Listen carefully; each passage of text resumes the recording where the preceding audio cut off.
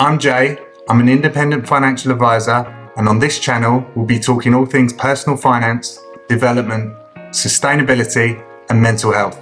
Interest rates are increasing for savers, which is a good thing. However, more and more people are now being pushed into the bracket of paying tax on the interest that they make. There are some allowances. If you're a basic rate taxpayer, you can earn £1,000 in interest a year before you start paying tax. If you're a higher rate taxpayer, it's £500 a year. Unfortunately, for additional rate taxpayers, there's no allowance. So tax is paid via your future earnings if you're employed, so through your tax code. And if you're self-employed, it's covered in your self-assessment. Why does it matter? Well, with the current cost of living crisis, it's more important than ever to get the most out of your money. And paying 20 or 40% tax away to the tax man isn't ideal. 23% of savers don't check their interest rate when opening an account. 5 ways to protect against savings tax. Open an ISA. An ISA stands for an individual savings account, and you can save £20,000 a year. That's from April to April. And all of the growth and all of the interest within that ISA is completely tax-free. Now I'll go into the different types of ISAs in a different video, but just simply speaking, you can save cash or you can invest all within that ISA. Consider investing. Now yes, an ISA is a type of investment, but there's also a number of other investments you could think about. Things like bonds, general investment accounts, or even crowdfunding. Now, it's important to note there's a risk attached to every investment that you make, and I'd always recommend getting the proper advice before you make any investments.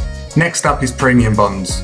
Now, premium bonds work differently to most traditional savings. The way it works is you purchase bonds, and instead of interest, they have a prize draw each month and they pay prizes. And prizes could range between £25 all the way up to £1 million. It's important to note that prizes aren't guaranteed. If you feel lucky, then it might be a good option for you.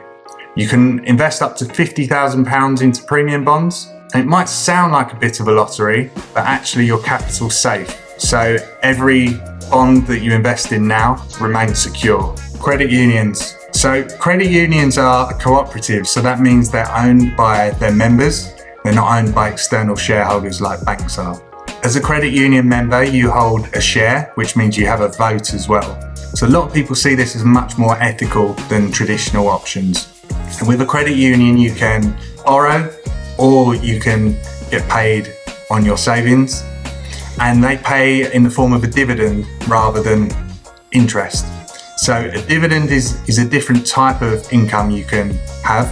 Everyone has a dividend allowance. So currently it's £1,000 a year, and as of next April, it's going to be £500 a year.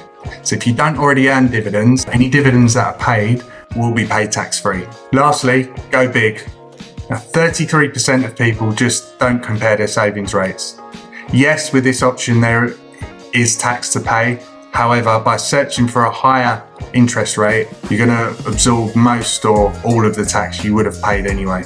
Now, you may think £500 or £1,000 is a very, very big allowance. You may think you need hundreds of thousands of pounds saved before you start getting hit by this tax. However, based on an average savings rate of, say, 3.5%, you actually need £28,600 saved across all of your accounts before you start paying this tax. I'll leave a table up here to show the different thresholds based on the higher savings rates. Don't forget, if you're a high rate taxpayer, the number is half of this.